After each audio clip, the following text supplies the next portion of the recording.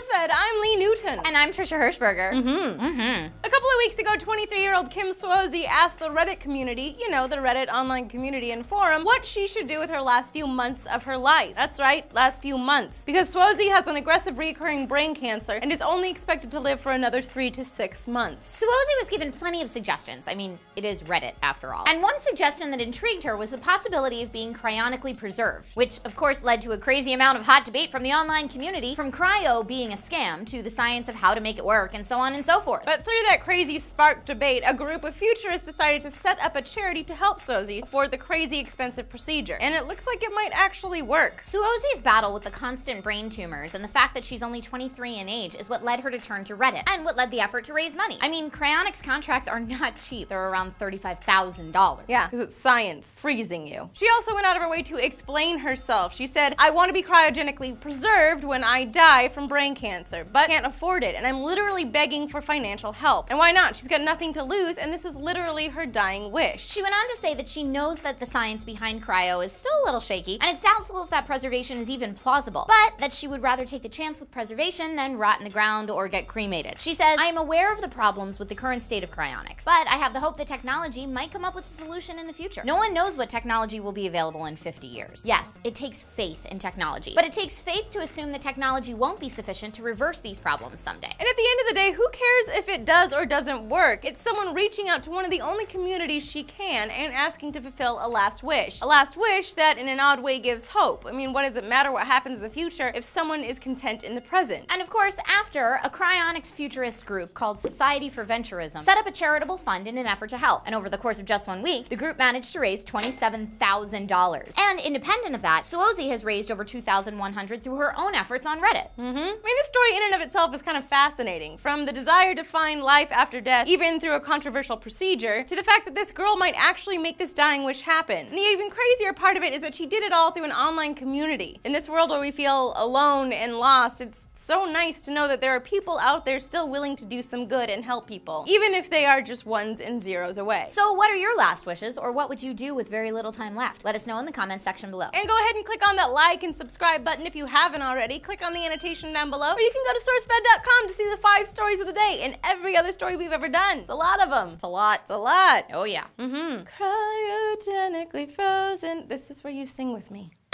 Cryogenically frozen. Yeah.